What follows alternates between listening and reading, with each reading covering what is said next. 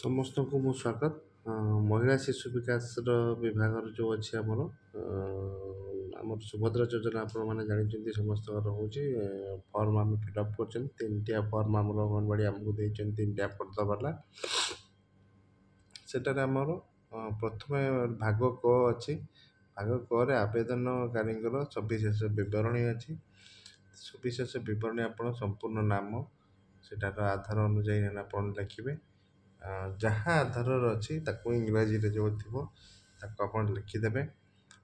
First letter ଲେଖିବେ, ତାପରେ ଆପଣ ସ୍ପେସ୍ ଗୋଟେ ବକ୍ସ ଛାଡ଼ି ଦେଇକି ଆପଣଙ୍କର ଇଏ ଲେଖିପାରିବେ ଆପଣଙ୍କର ଯାହା ଥିବ। ସେକେଣ୍ଡ ହେଉଛି ଆଧାର ସଂଖ୍ୟାକୁ ଯିବେ।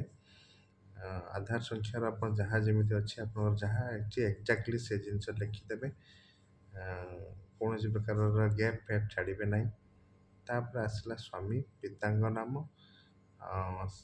ମାନେ ଆଧାର ଅନୁଯାୟୀର ଯାହା ଥିବ। ପିତା ଥିଲେ ପିତାଙ୍କ ନାମ ଲେଖିବେ, ସ୍ୱାମୀଙ୍କ ଯଦି ନାମ ଥିବ ସ୍ୱାମୀଙ୍କ ନାମ ବି ଆପଣ ଲେଖିପାରିବେ। ଆପଣଙ୍କ ଉପରେ ସମ୍ପୂର୍ଣ୍ଣ ଭାବେ ପିତା ଓ ସ୍ୱାମୀଙ୍କ ନାମ ଯେଉଁଟା ଆଧାରରେ ଥିବ ସେଇ ଅନୁସାରେ ଆପଣ ଦେଇପାରିବେ। ତ ଆପଣ ଯେମିତିକି ଆପଣଙ୍କର ନାଁ ପ୍ରଥମ ନାଁ ଲେଖିବେ, ତାପରେ ଆପଣଙ୍କର ଟାଇଟେଲଟାକୁ ଗୋଟେ ସ୍ପେସ୍ ଦେଇକି ବି ଲେଖିପାରିବେ। କୋଉଟା ଏଇଟା ଆପଣଙ୍କର ପିତା କିମ୍ବା ସ୍ୱାମୀ ଯାହା ଭିତରୁ ଜଣଙ୍କ ନାଁ ଦେବେ, କିଛି ଅସୁବିଧା ନାହିଁ। ଏହାପରେ ଦେଖିବା ଜନ୍ମ ତାରିଖ।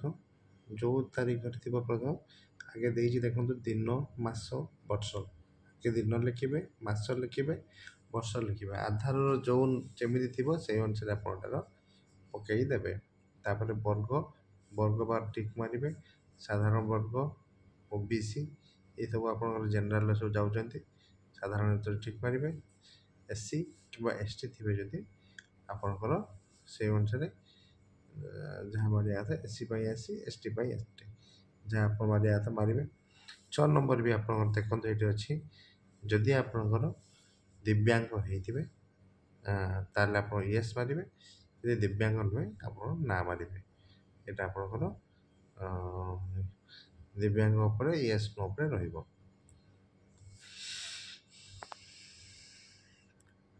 ତାପରେ ନେକ୍ସଟ ଆପଣ ଦେଖନ୍ତୁ ଏଇଠି ଅଛି ଆଧାର ସଂଯୁକ୍ତିକରଣ ମୋବାଇଲ ନମ୍ବର। ଆପଣଙ୍କର ଯେଉଁ ମୋବାଇଲଟି ଆଧାର ସାଙ୍ଗରେ ଲିଙ୍କ ହେଇଛି, ଭଲ ଭାବେ ଶୁଣନ୍ତୁ, ଯେଉଁଟା ଆଧାରରେ ଲିଙ୍କ ହେଇଛି ସେଇ ନମ୍ବରଟା ହିଁ ଦେବ, ଯେଉଁଟାକି ଆପଣଙ୍କର OTP ମେସେଜ ଆପଣଙ୍କ ପାଖକୁ ଆସିବ। ଠିକ୍ ଭାବେ ଦେଇତେ ପଡ଼ିବ। ତାପରେ ବିକଳ୍ପ ନମ୍ବର ବି ଆପଣ ଗୋଟେ ଦେବେ। ବିକଳ୍ପ ନମ୍ବର କ'ଣ, ଯଦି ଆଉ ଆଡ଼ିସନାଲ୍ କିଛି ନମ୍ବର ଆପଣଙ୍କର ଫ୍ୟାମିଲିର କିଛି ଥିବ, ଯେମିତିକି ଆପଣ ଲେଖି ଦେଉଛନ୍ତି ଦେଖନ୍ତୁ ଆଡ଼ିସନାଲ୍ ନମ୍ବର ଗୋଟେ ଯଦି ଆପଣ ଥିବ ଦେଇଦିଅନ୍ତୁ। ଦେଇସାରିଲା ପରେ ବର୍ତ୍ତମାନ ଆପଣଙ୍କର ଦେଖନ୍ତୁ ୟା ପରେ ଆମେ ନେକ୍ସଟ ଷ୍ଟେପକୁ ଯିବା। ମୋବାଇଲ ନମ୍ବର ଆଉ ବିକଳ୍ପ ନମ୍ବର ଅଲଗା ଅଲଗା ହେଇଥିବା ଦରକାର, ସମାନ ନମ୍ବର ହେବାର ଆମର ଆବଶ୍ୟକ ନାହିଁ। ତାପରେ ଆପଣ ଜିଲ୍ଲା ପକାଇ ଦେଲେ, ଆପଣ ଯେକୌଣସି ଜିଲ୍ଲା ଆପଣ ପକାଇ ପାରିବେ। ତାପରେ ଆପଣଙ୍କର ଯେଉଁ ରହିଛି ଗ୍ରାମାଞ୍ଚଳ କେଉଁ ଗ୍ରାମ ହେଲା, ଯଦି ଗ୍ରାମାଞ୍ଚଳ ପାଇଁ ଆପଣ ଥିବେ ତାହେଲେ ଗ୍ରାମ, ଯଦି ସହରାଞ୍ଚଳ ପାଇଁ ଥିବ ତାହେଲେ ସହର। ଆପଣ ଯଦି ଗ୍ରାମ ପାଇଁ ଥିବ ସେଟା ଗାଁରେ ପକାଇବେ, ସହରାଞ୍ଚଳରେ କିଛି ପକାଇବା ଆବଶ୍ୟକତା ନାହିଁ। ତ ଗ୍ରାମର ଆଡ୍ରେସ୍ ଆପଣ ଦେଇଦେବେ। ନେକ୍ସଟ ଆପଣଙ୍କର ରହିଲା ତାପରେ ଆମର ଗ୍ରାମର ଆଡ୍ରେସ୍ ପକାଇ ସାରିଲା ପରେ ତାପରେ ଆଧାର ହେଇଛି ସହରାଞ୍ଚଳ, ଏଇଟା ସବୁ ଦେବା ଦରକାର ନାହିଁ। ସହରାଞ୍ଚଳ ଯେତେବେଳେ ଯାହାର ସହରାଞ୍ଚଳ ତାର ପାଇଁ ଦେବେ। ତାପରେ 12 ନମ୍ବର ଅଛି ଆଧାର ସକ୍ଷମ ସଞ୍ଚୟ ଖାତା ଥିବା ବ୍ୟାଙ୍କର ନାମ।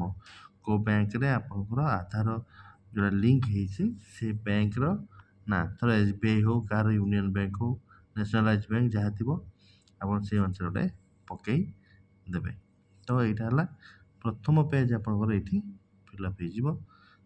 ଏଠି ଆଉ କୌଣସି ପ୍ରକାରର ଡାଟା ଦେବା ଦରକାର ନାହିଁ। ପରବର୍ତ୍ତୀ ପୃଷ୍ଠାକୁ ଆମେ ନେକ୍ସଟ ପୃଷ୍ଠାକୁ ଆମକୁ ଯିବାକୁ ପଡ଼ିବ। ଠିକ୍ ଅଛି, ନେକ୍ସଟ ପୃଷ୍ଠାକୁ ଆମେ ଯିବା।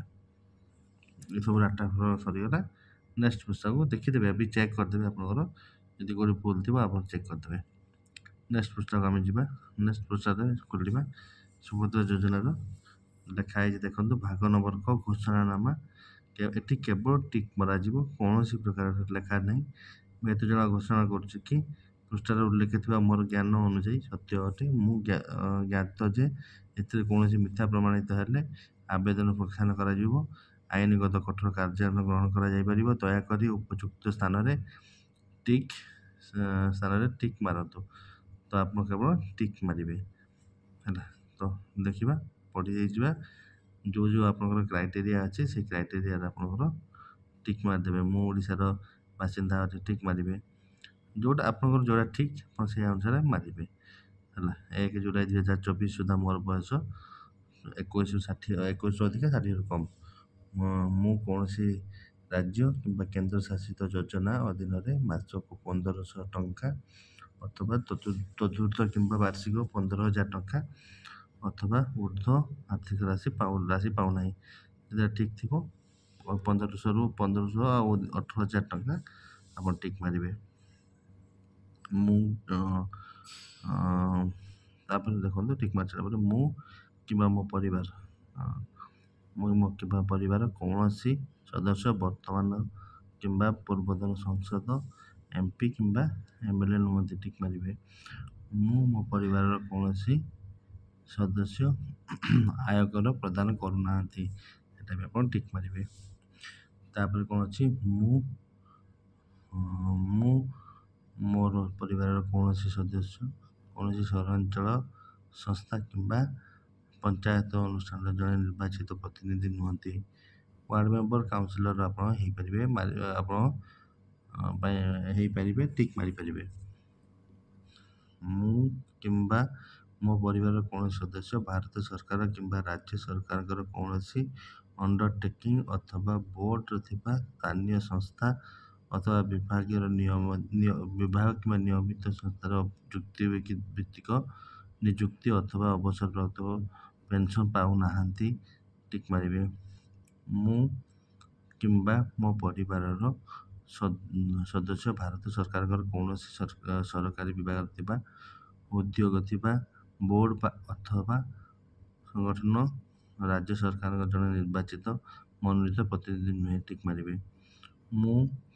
ତାପରେ ନେକ୍ସଟ, ମୁଁ ମୋର କିମ୍ବା ମୋ ପରିବାରର କୌଣସି ସଦସ୍ୟ 5 ଏକରରୁ ଅଧିକା ଜଳସେଚିତ କିମ୍ବା 10 ଏକରରୁ ଅଧିକା ଅଣଜଳସେଚିତ ଜମି ନାହିଁ, ଟିକ୍ ମାରିବେ।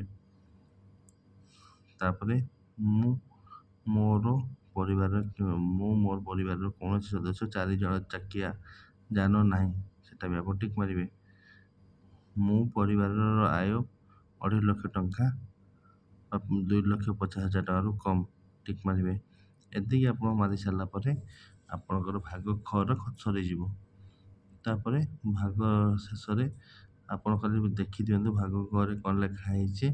ଏଥିରେ ଭିତରୁ ନିମ୍ନଲିଖିତ ପାଇଁ ସହମତି ଜଣାଉଛି। ଯେତିକି ଅଛି ସେଥିରେ ଆପଣଙ୍କୁ ସହମତି ଦେବା। ସହମତି ଦେଇ ସାରିଲା ପରେ ତଳେ ଦେଖନ୍ତୁ ଦସ୍ତଖତ ମାରିବା ପାଇଁ ଥିବ, କେବଳ ଆପଣ ନିଜର ଦସ୍ତଖତ ମାରିବେ। ତାରିଖ ଯେଉଁ ତାରିଖରେ ଆପଣ ସବମିଟ୍ କରିବାକୁ ଯାଉଛନ୍ତି ସେଇଟାକୁ ମାରିବେ। ଯେଉଁ ତାରିଖରେ ଆପଣ ଦେବେ ଫର୍ମଟା ନେଇକି ଜନସେବା କେନ୍ଦ୍ରରେ ଦେବେ ପଞ୍ଜୀକରଣ ପାଇଁ, ସେଇ କେବଳ ତାରିଖଟାକୁ ଆପଣ ଏଠି ଦେବାର ଅଛି। ଆଉ କୌଣସି ପ୍ରକାର କିଛି ଫିଲ୍ଅପ୍ କରିବାର ଆବଶ୍ୟକତା ନାହିଁ। ଭାଗ କ ଖ ଗ ସରିଲା ପରେ ଆପଣ ଏଇ ତାରିଖରେ ଯେଉଁ ତାରିଖ ଦେବେ ସେ ତାରିଖ ଦେଇସାରିବେ। ତାପରେ ଶେଷ ପେଜରେ କୌଣସି ପ୍ରକାର ଡାଟା ଦେବା ଦରକାର ନାହିଁ। ଏଇ ଡାଟା ସମ୍ପୂର୍ଣ୍ଣ ଭାବେ ଆପଣ ଯେତେବେଳେ ଫିଲ୍ଅପ୍ କରିତେ ଯିବେ ଜନସେବା କେନ୍ଦ୍ରରେ, ସିଏ ଆପଣଙ୍କର ଏଇ ଡାଟା ସବୁ ପକାଇକି ଦେବେ। ସମସ୍ତଙ୍କୁ ବହୁତ ବହୁତ ଧନ୍ୟବାଦ।